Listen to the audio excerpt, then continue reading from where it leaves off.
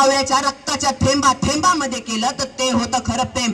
खरं प्रेम ते होतं जे माझ्या छत्रपती शिवरायांनी गडकिल्ल्याच्या प्रत्येक दगडात स्वराज्याच्या प्रत्येक मातीच्या कणाकणात केलं तर ते होतं खरं प्रेम. खरं प्रेम ते होतं जे माझ्या धर्मवीर शिव शंभूराजांनी मरण स्वीकारलं पण शरण गेले नाही, पण ते माती माता आणि मातृभूमीसाठी केलेलं तर ते होतं खरं प्रेम. अरे खरं प्रेम ते होतं जे माझ्या राणी लक्ष्मीबाईंनी मैं अपनी झांसी नहीं दूंगी म्हणत शहीद झाल्या पण आपली झांसी दिली नाही तर ते होतं खरं प्रेम. अरे खरं प्रेम ते आहे जे माझ्या बॉर्डरवर लढणारा प्रत्येक जवान त्याचा जीव मुठीत धरून देशावर प्रेम करतो तर ते आहे खरं प्रेम. मग का आम्ही प्रेमाला प्रत्येक वेळेस चुकीच्याच अर्थाने बघतो का? कारण याचा अर्थ आम्हाला कधी कुणी इतिहास सांगितलाच नाही हो. तर म्हणून मला आज त्या बॉर्डरवर लढणाऱ्या प्रत्येक जवानाला जीव मुठीत धरून प्रत्येक लढणाऱ्या जवानाला असं सांगावं असं वाटतं की जनाब तुमचा वारसा आज आमच्या मातीत जपला जात नाहीये. तुम्हाला सुपारीच्या खंडाचंही व्यसन नव्हतं परंतु तुमचाच वारसा सांगणारी आमची पोरं आज निरोगी निर्व्यसनी नाही राहिली. जनाब देशभक्तीसाठी नाही देशाकरता नाही तर बिडी आणि पुडी करता पार मरायला लागली ती पोरं पार मरायला लागली.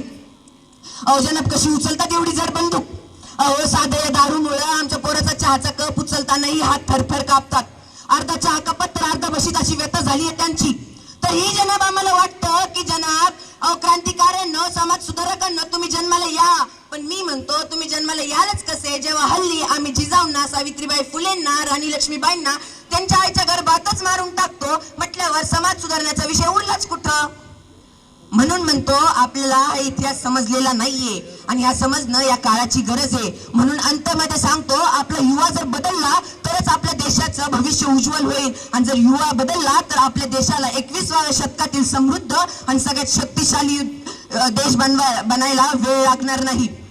तर अंतमध्ये मी एवढंच बोलणार कि मैं उस देश का युवा हूँ जिसके होठों में गंगा और हाथों में तिरंगा है. मैं उस देश का युवक हूँ जो कभी सत्यम शिवम सुंदरम तो कभी वंदे मातरम है. मैं उस देश का युवक हूँ जो कभी पंजाब सिंध गुजरात मराठा द्रविड़ उत्कल बंगाल है. मैं उस देश का युवक हूँ जो 7 समंदर पार परदेशियों को भी अपना ब्रदर एंड सिस्टर के पुकारता है. ऐसी प्रेम की पूज्य भूमि भारतवर्ष कहलाता है, भारतवर्ष कहलाता है. तो अंत में बोलो भारत माता की